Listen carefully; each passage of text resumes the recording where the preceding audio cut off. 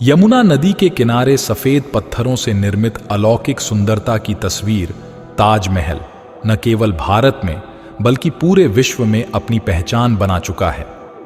ताजमहल को दुनिया के 7 आश्चर्यों में शामिल किया गया है। हालांकि इस बात को लेकर हमेशा से सवाल उठते रहे हैं कि ताजमहल को शाहजहां ने बनवाया है या फिर किसी और ने। भारतीय इतिहास के पन्नों में यह लिखा है कि ताजमहल को शाहजहां ने मुमताज के लिए बनवाया था। वह मुमताज से प्यार करता था। दुनिया भर में ताजमहल को प्रेम का प्रतीक माना जाता है, लेकिन कुछ इतिहासकार इससे इत्तेफाक नहीं रखते हैं।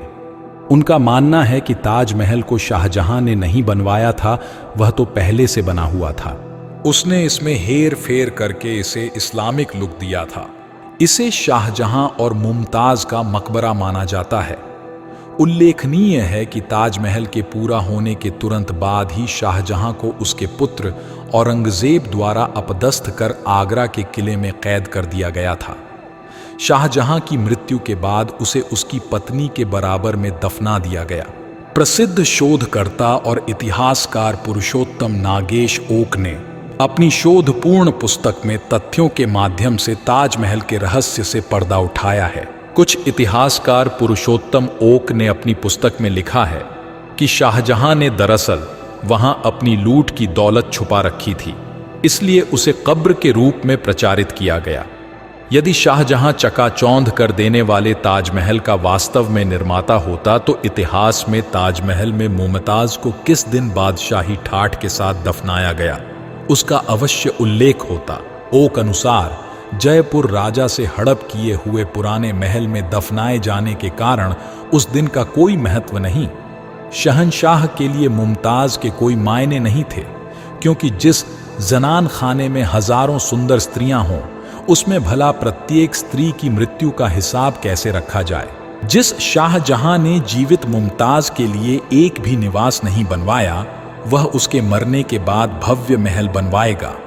आगरा से 600 किलोमीटर दूर बुरहानपुर में मुमताज की कब्र है, जो आज भी ज्यों की त्यों है। बाद में उसके नाम से आगरे के ताजमहल में एक और कब्र बनी और वे नकली है। बुरहानपुर से मुमताज का शव आगरे लाने का ढोंग क्यों किया गया? माना जाता है कि मुमताज को दफनाने के बहाने शाहजहां ने राजा जय सिंह पर दबाव डालकर उनके महल ताजमहल पर कब्जा किया और वहां की संपत्ति हड़प कर उनके द्वारा लूटा गया खजाना छुपाकर सबसे नीचले माला पर रखा था, जो आज भी रखा है। मुमताज का इंतकाल 1631 को बुरहानपुर के बुलारा महल में हुआ था। वहीं उन्हें दफना दिया गया था, लेकिन माना जाता है कि उसके 6 महीने बाद राजकुमार शाह शूजा की निगरानी में उनके शरीर को आगरा लाया गया। आगरा के दक्षिण में उन्हें अस्थायी तौर फिर से दफन किया गया और आखिर में उन्हें अपने मुकाम यानी ताजमहल में दफन कर दिया गया। पुरुषोत्तम अनुसार क्योंकि शाहजहां ने मुमताज के लिए दफन स्थान बनवाया और वह भी इतना सुंदर, तो इतिहासकार मानने लगे कि निश्चित ही फिर उनका मुमताज के प्रति प्रेम होना ही चाहिए। तब तथाकथित इतिहासकारों ने इसे प्रेम का प्रतीक लिखना शुरू कर दिया। उन्होंने उनकी गाथा को लैला मजनू, रोमियो जूलियट जैसा लिखा, जिसके चलते फिल्में भी बनी और दुनिया भर में ताजमहल प्रेम का प्रतीक बन गया। मुमताज से विवाह होने से पूर्व शाहजहां के कई अन्य विवाह हुए थे। मुमताज की मृत्यु पर उसकी कब्र के रूप में एक अनोखा खर्चीला ताजमहल बनवाने का कोई कारण नजर नहीं आता। मुमताज किसी सुल्तान या बादशाह की बेटी नहीं थी। उसे किसी विशेष प्रकार के भव्य महल में दफनाने का कोई कारण नजर नहीं आता। उसका कोई खास योगदान भी नहीं था। उसका नाम चर्चा में इसलिए आया क्योंकि युद्ध के रास्ते के दौरान उसने एक बेटी को जन्म दिया था और वह मर गई थी। शाहजहां के बादशाह बनने के बाद 2.5-3 वर्ष में ही मुमताज की मृत्यु हो गई थी। इतिहास में मुमताज से शाहजहां के प्रेम का उल्लेख जरा भी नहीं मिलता है। यह तो अंग्रेज शासनकाल के इतिहासकारों की मनगढ़ंत कल्पना है, जिसे भारतीय इतिहासकारों ने विस्तार दिया। शाहजहां युद्ध कार्य में ही व्यस्त रहता था। वह अपने सारे विरोधियों की हत्या करने के बाद गद्दी पर बैठा था। ब्रिटिश ज्ञान कोश के अनुसार ताजमहल परिसर में अतिथिगृह, पहरेदारों के लिए कक्ष, अश्वशाला इत्यादि भी हैं। मृतक के लिए इन सब की क्या आवश्यकता? इतिहासकार पुरुषोत्त ओक ने अपनी किताब में लिखा है कि ताजमहल के हिंदू मंदिर होने के कई सबूत मौजूद हैं। सबसे पहले यह कि मुख्य गुंबद के किरीट पर जो कलश वह हिंदू मंदिरों की तरह है। यह शिखर कलश आरंभिक 1800 ईस्वी तक स्वर्ण का था और अब यह कांसे का बना है। आज भी हिंदू मंदिरों पर स्वर्ण कलश स्थापित करने की परंपरा है। यह हिंदू मंदिरों के शिखर पर भी पाया जाता है। इतिहास में पढ़ाया जाता है कि ताजमहल का निर्माण कार्य 1632 में शुरू और लगभग 1653 में इसका निर्माण कार्य पूर्ण हुआ। अब सोचिए कि जब मुमताज का इंतकाल 1641 में हुआ तो फिर कैसे उन्हें 1631 में ही ताजमहल में दफना दिया गया, जबकि ताजमहल तो 1632 में बनना शुरू हुआ था। यह सब मनगढ़ंत बातें हैं जो अंग्रेज और मुस्लिम इतिहासकारों ने 18वीं सदी में लिखी। इतिहास में पढ़ाया जाता है कि ताजमहल का निर्माण कार्य 1632 में शुरू और लगभग 1645 में इसका निर्माण कार्य पूर्ण हुआ। अब सोचिए कि जब मुमताज का इंतकाल 1641 में हुआ तो फिर कैसे उन्हें 1631 में ही ताजमहल में दफना दिया गया, जबकि ताजमहल तो 1632 में बनना शुरू हुआ था। यह सब मनगढ़ंत बातें हैं जो अंग्रेज और मुस्लिम इतिहासकारों ने 18वीं सदी में लिखी। दरअसल 1632 में हिंदू मंदिर को इस्लामिक लुक देने का कार्य शुरू हुआ। 1649 में इसका मुख्य द्वार बना, जिस पर कुरान की आयतें तराशी गईं। इस मुख्य द्वार के ऊपर हिंदू शैली का छोटे गुंबद के आकार का मंडप है और अत्यंत भव्य प्रतीत होता है। आसपास मीनारें खड़ी की गई और फिर सामने स्थित फव्वारे को फिर से बनाया गया। ओक ने लिखा है कि जे मोंडेलसलो ने मुमताज की मृत्यु के 7 वर्ष पश्चात voyages and travels into the East Indies नाम से निजी पर्यटन के संस्मरणों में आगरे का तो उल्लेख किया गया है, किंतु ताजमहल के निर्माण का कोई उल्लेख नहीं किया। टॉम हर्निए के कथन के अनुसार 20,000 मजदूर यदि 22 वर्ष तक ताजमहल का निर्माण करते रहते तो मोंडेलसलो भी उस विशाल निर्माण कार्य का उल्लेख अवश्य करता। ताज के नदी के तरफ के दरवाजे के लकधी के एक टुकड़े की एक अमेरिकन प्रयोगशाला में की गई कार्बन जांच से पता चला है कि लकधी का वो टुकड़ा शाहजहां के काल से 300 वर्ष पहले का है, क्योंकि ताज के दरवाजों को 11वीं सदी से ही मुस्लिम आक्रामकों द्वारा कई बार तोड़ धकर खोला गया है और फिर से बंद करने के लिए दूसरे दरवाजे भी लगाए गए हैं। ताज और भी पुराना हो सकता है। असल में ताज को सन 1115 में अर्थात शाहजहां के समय से लगभग 500 वर्ष पूर्व बनवाया गया था। ताजमहल के गुंबद पर जो अष्ट धातु का कलश खड़ा है वह त्रिशूल आकार का पूर्ण कुंभ है। उसके मध्य दंड के शिखर पर नारियल की आकृति बनी है। नारियल के तले 2 झुके हुए आम के पत्ते और उसके नीचे कलश दर्शाया गया है। उस चंद्राकार के 2 नोक और उनके बीचों बीच नारियल का शिखर मिलाकर त्रिशूल का आकार बना है। हिंदू और बौद्ध मंदिरों पर ऐसे ही कलश बने होते हैं। कब्र के ऊपर गुंबद के मध्य से अष्टधातु की एक जंजीर लटक रही है। शिवलिंग पर जल सिंचन करने वाला सुवर्ण कलश इसी जंजीर पर टंगा रहता था। उसे निकालकर जब शाहजहां के खजाने में जमा करा दिया गया तो वह जंजीर लटकी रह गई। उस पर लॉर्ड कर्जन ने एक दीप लटकवा दिया जो आज भी है। कब्रगाह को महल क्यों कहा गया? मकबरे को महल क्यों कहा गया? क्या किसी ने इस पर कभी सोचा? क्योंकि पहले से ही निर्मित एक महल को कब्रगाह में बदल दिया गया। कब्रगाह में बदलते वक्त उसका नाम नहीं बदला गया। यहीं पर शाहजहां से गलती हो गई। उस काल के किसी भी सरकारी या शाही दस्तावेज एवं अखबार आदि में ताजमहल शब्द का उल्लेख नहीं आया है। ताजमहल को ताज ए महल समझना हास्यास्पद है। पुरुषोत्तम लिखते हैं कि महल शब्द मुस्लिम शब्द नहीं है। अरब, ईरान, अफगानिस्तान आदि जगह पर एक भी ऐसी मस्जिद या कब्र नहीं है जिसके बाद महल लगाया गया हो। यह भी गलत है कि मुमताज के कारण इसका नाम मुमताज महल पड़ा, क्योंकि उनकी बेगम का नाम था मुमता उल जमानी। यदि मुमताज के नाम पर इसका नाम रखा होता तो ताजमहल के आगे से मुम को हटा देने का कोई औचित्य नजर नहीं आता। में लिखते हैं, बाबर ने सन 1630 में आगरा के वाटिका वाले महल में अपने उपद्रवी जीवन से मुक्ति पाई। वाटिका वाला वो महल यही ताजमहल था। ये इतना विशाल और भव्य था कि इसके जितान दूसरा कोई भारत में महल नहीं था। बाबर की पुत्री गुलबदन हुमायूं नामा नामक अपने ऐतिहासिक वृत्तांत में ताज का संदर्भ रहस्य महल मिस्टिक हाउस के नाम से देती है। ओक के अनुसार प्राप्त सबूतों के आधार पर ताजमहल का निर्माण राजा परमर्दिदेव के शासनकाल में 1155 अश्विन शुक्ल पंचमी रविवार को हुआ था। बाद में मोहम्मद गौरी सहित कई मुस्लिम आक्रांताओं ने ताजमहल के द्वार आदि को तोड़कर उसको लूटा। यह महल आज के ताजमहल से कई गुना ज्यादा बड़ा था और इसके 3 गुंबद हुआ करते थे। हिंदुओं ने उसे फिर से मरम्मत करके बनवाया, लेकिन वे ज्यादा समय तक इस महल की रक्षा नहीं कर सके। पुरुषोत्तम नागेश ओक ने ताजमहल पर शोध कार्य करके बताया कि ताजमहल को पहले तेजो महल कहते थे। वर्तमान ताजमहल पर ऐसे 700 चिन्ह खोजे गए हैं जो इस बात को दर्शाते हैं कि इसका रिकंस्ट्रक्शन किया गया है। इसकी मीनारें बहुत बाद के काल में निर्मित की गई। वास्तुकला के विश्वकर्मा वास्तुशास्त्र नामक प्रसिद्ध ग्रंथ में शिवलिंगों में तेज लिंग का वर्णन आता है। ताजमहल में तेज लिंग प्रतिष्ठित था, इसीलिए उसका नाम तेजो महालय पद्दा था। शाहजहां के समय यूरोपीय देशों से आने वाले कई लोगों ने भवन का उल्लेख ताज ए महल के नाम से किया है, जो कि उसके शिव मंदिर वाले परंपरागत संस्कृत नाम तेजो महालय से मेल खाता है।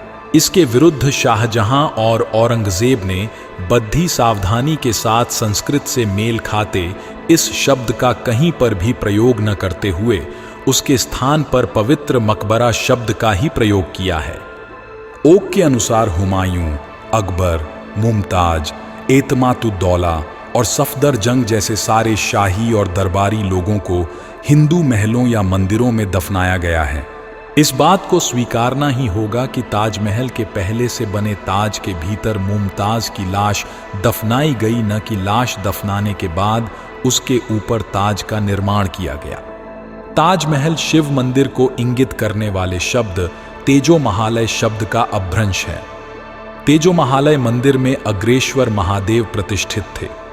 देखने वालों ने अवलोकन किया होगा कि तहखाने के अंदर कब्र वाले कमरे में केवल सफेद संगमरमर के पत्थर लगे हैं, जबकि अटारी व कब्रों वाले कमरे में पुष्पलता आदि से चित्रित पच्चीकारी की गई है।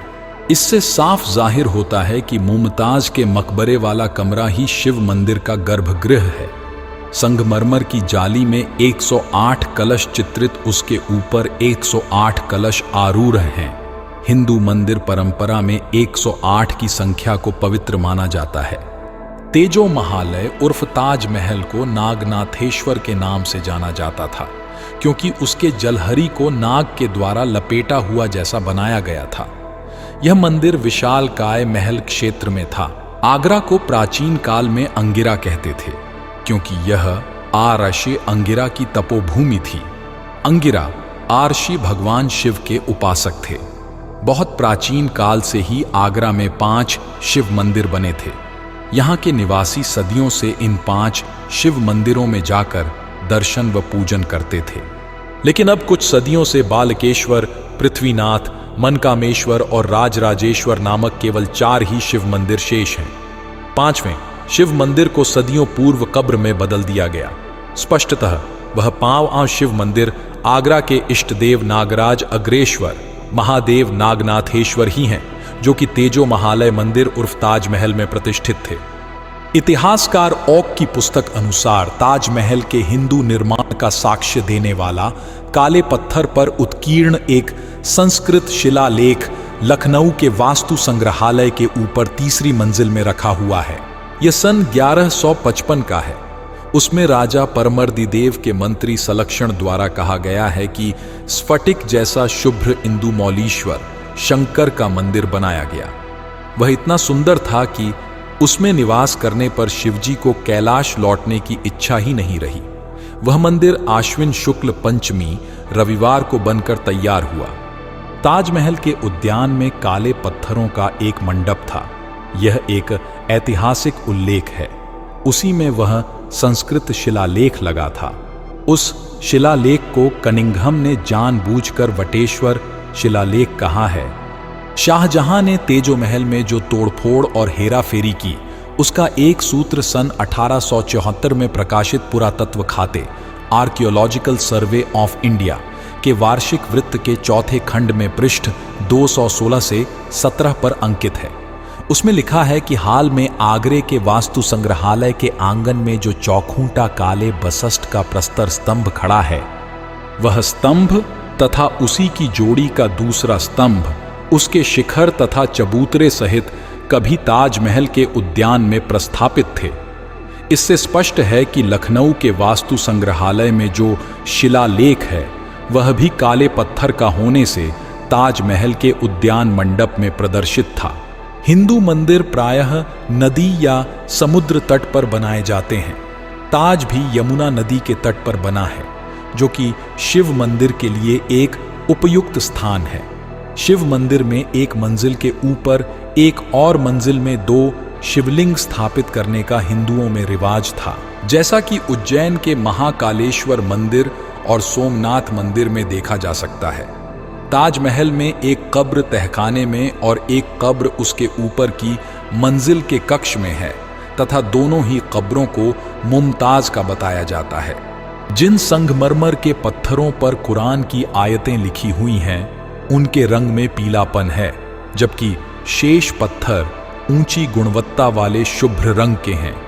यह इस बात का प्रमाण है कि कुरान की आयतों वाले पत्थर बाद में लगाए गए हैं। ताज के दक्षिण में एक प्राचीन पशुशाला है। वहां पर तेजो महालय की पालतू गायों को बांधा जाता था। मुस्लिम कब्र में गाय कोठा होना एक असंगत बात है। ताजमहल में चारों ओर 4 एक समान प्रवेश द्वार हैं, जो कि हिंदू भवन निर्माण का एक विलक्षण तरीका है, जिसे कि चतुर्मुखी भवन कहा जाता है। ताजमहल में ध्वनि को गूंजाने वाला गुंबद है। हिंदू मंदिरों के लिए गूंज उत्पन्न करने वाले गुंबजों का होना अनिवार्य है। बौद्ध काल में इसी तरह के शिव मंदिरों का अधिक निर्माण हुआ था। ताजमहल का गुंबज कमल की आकृति से अलंकृत है। आज हजारों ऐसे हिंदू मंदिर हैं जो कि कमल की आकृति से अलंकृत हैं। ताजमहल के गुंबज में सैकड़ों लोहे के छल्ले लगे हुए हैं, जिस पर बहुत ही कम लोगों का ध्यान जा पाता है। इन छल्लों पर मिट्टी के आलोकित दिए रखे जाते थे, जिससे कि संपूर्ण मंदिर आलोकमय हो जाता था। ताजमहल की चारों मीनारें बाद में बनाई गईं। इतिहासकार ओक के अनुसार ताज एक 7 मंजिला भवन है। शहजादे औरंगजेब के शाहजहां को लिखे पत्र में भी इस बात का विवरण है। भवन की 4 मंजिलें संगमरमर पत्थरों से बनी हैं, जिनमें चबूतरा, चबूतरे के ऊपर विशाल वृत्तीय मुख्य कक्ष और तहखाने का कक्ष शामिल है। मध्य में 2 मंजिलें और हैं, जिनमें 12 से 15 विशाल कक्ष हैं। संगमरमर की इन 4 मंजिलों के नीचे लाल पत्थरों से बनी 2 और मंजिलें हैं, जो कि पिछवाड़े में नदी तट तक चली जाती हैं। 7वीं मंजिल अवश्य ही नदी तट से लगी भूमि के नीचे होनी चाहिए, क्योंकि सभी प्राचीन हिंदू भवनों में भूमिगत मंजिल हुआ करती है। नदी तट के भाग में संगमरमर की नींव के ठीक नीचे लाल पत्थरों वाले 22 कमरे हैं, जिनके झरोखों को शाहजहां ने चुनवा दिया है। इन कमरों को, जिन्हें कि शाहजहां ने अति गोपनीय बना दिया है, भारत के पुरातत्व विभाग द्वारा तालों में बंद रखा जाता है। सामान्य दर्शनार्थियों को इनके विषय में अंधेरे में रखा जाता है। इन 22 कमरों की दीवारों तथा भीतरी छतों पर अभी भी प्राचीन हिंदू चित्रकारी अंकित है। इन कमरों से लगा हुआ लगभग 33 फुट लंबा गलियारा है। गलियारे के दोनों सिरों में एक दरवाजे बने हुए हैं। इन दोनों दरवाजों को इस प्रकार से आकर्षक रूप से ईंटों और गाड़े से चुनवा दिया गया है कि वे दीवार जैसे प्रतीत हों। स्पष्टतः मूल रूप से शाहजहां द्वारा चुनवाए गए इन दरवाजों को कई बार खुलवाया और फिर से चुनवाया गया है। सन 1934 में दिल्ली के एक निवासी ने चुनवाए हुए दरवाजे के ऊपर पडीडीडीएची एक दरार से झांक कर देखा था। उसके भीतर एक वृहत कक्ष, ह्यूज हॉल, और वहां के दृश्य को देखकर वह हक्का बक्का रह गया तथा भयभीत सा हो गया। वहां बीचों बीच भगवान शिव का चित्र था जिसका सिर कटा हुआ था और उसके चारों ओर बहुत सारी मूर्तियों का जमावद्दा था। ऐसा भी हो सकता है कि वहां पर संस्कृत के शिलालेख भी हों। यह सुनिश्चित करने के लिए कि ताजमहल हिंदू चित्र, संस्कृत शिलालेख, धार्मिक लेख, सिक्के तथा अन्य उपयोगी वस्तुओं जैसे कौन कौन से साक्ष्य छुपे हुए हैं, उसकी 7 मंजिलों को खोलकर साफ सफाई कराने की नितांत आवश्यकता है। फ्रांसीसी यात्री बेर्नियर ने लिखा है कि ताज के निचले रहस्यमय कक्षों में गैर मुस्लिमों को जाने की इजाजत नहीं थी, क्योंकि वहां चौंधिया देने वाली वस्तुएं थीं। यदि वे वस्तुएं शाहजहां ने खुद ही रखवाई होती तो वह जनता के सामने उनका प्रदर्शन गौरव के साथ करता, परंतु वे तो लूटी हुई वस्तुएं थीं और शाहजहां उन्हें अपने खजाने में ले जाना चाहता था। इसीलिए वह नहीं चाहता था कि कोई उन्हें देखे। नदी के पिछवाड़े में हिंदू बस्तियां, बहुत से हिंदू प्राचीन घाट और प्राचीन हिंदू शवदाह गृह हैं। यदि शाहजहां ने ताज को बनवाया होता तो इन सबको नष्ट कर दिया गया होता। पुरुषोत्तम ओक के अनुसार बादशाहनामा, जो कि शाहजहां के दरबार के लेखा जोखा की पुस्तक है, में स्वीकारोक्ति है, पृष्ठ 403 भाग 1, कि मुमताज को दफनाने के लिए जयपुर के महाराजा जय सिंह से एक चमकदार बद्ध गुंबद वाला विशाल भवन, इमारत आलीशान व गुंबज लिया गया, जो कि राजा मानसिंह के भवन के नाम से जाना जाता था। जयपुर के पूर्व महाराजा ने अपनी दैनंदिनी में 18 दिसंबर 1633 को जारी किए गए शाहजहां के ताज भवन समूह को मांगने के बाबत 2 फरमानों, नए क्रमांक आरपश 136 और 177 के विषय में लिख रखा है। यह बात जयपुर के उस समय के शासक के लिए घोर लज्जाजनक थी और इसे कभी भी आम नहीं किया गया। ताजमहल के बाहर पुरातत्व विभाग में रखे हुए शिलालेख में वर्णित है कि शाहजहां ने अपनी बेगम मुमताज महल को दफनाने के लिए एक विशाल इमारत बनवाई, जिसे बनाने में सन 1631 से लेकर 1633 तक 22 वर्ष लगे। यह शिलालेख ऐतिहासिक घपले का नमूना है। ओक लिखते हैं कि शहजादा औरंगजेब द्वारा अपने पिता को लिखी गई चिट्ठी को कम से कम 3 महत्वपूर्ण ऐतिहासिक वृत्तांतों में दर्ज किया गया है, जिनके नाम आदाब-ए-आलमगिरी, यादगारनामा और मुरुक्का-ए-अकबराबादी 1931 में सईद अहमद आगरा द्वारा संपादित, पृष्ठ 43 टीका 2 हैं। उस चिट्ठी में सन 1662 में औरंगजेब ने खुद लिखा है कि मुमताज के 7 मंजिला लोकप्रिय दफन स्थान के प्रांगण में स्थित कई इमारतें इतनी पुरानी हो चुकी हैं कि उनमें पानी छू रहा है और गुंबद के उत्तरी सिरे में दरार पैदा हो गई है। इसी कारण से औरंगजेब ने खुद के खर्च से इमारतों की तुरंत मरम्मत के लिए फरमान जारी किया और बादशाह से सिफारिश की कि बाद में और भी विस्तार पूर्वक मरम्मत कार्य करवाया जाए। यह इस बात का साक्ष्य है कि शाहजहां के समय में ही ताज प्रांगण इतना पुराना हो चुका था कि तुरंत मरम्मत करवाने की जरूरत थी। शाहजहां के दरबारी लेखक मुल्ला अब्दुल हमीद लाहौरी ने अपने बादशाहनामा में मुगल शासक बादशाह का संपूर्ण वृत्तांत 1000 से ज्यादा पृष्ठों में लिखा है, जिसके खंड 1 के पृष्ठ 402 और 403 पर इस बात का उल्लेख है कि शाहजहां की बेगम मुमताज उल मानी, जिसे मृत्यु के बाद बुरहानपुर, मध्य प्रदेश में अस्थायी तौर पर दफना दिया गया था और इसके 6 माह बाद तारीख 15 मदी उल अव्वल दिन शुक्रवार को अकबराबाद आगरा लाया गया। फिर उसे महाराजा जय सिंह से लिए गए आगरा में स्थित एक असाधारण रूप से सुंदर और शानदार भवन, इमारतें आलीशान में पुनः दफनाया गया। लाहौरी के अनुसार राजा जय सिंह अपने पुरखों की इस आलीशान मंजिल से बेहद प्यार करते थे, पर बादशाह के दबाव में वे इसे देने के लिए तैयार हो गए थे।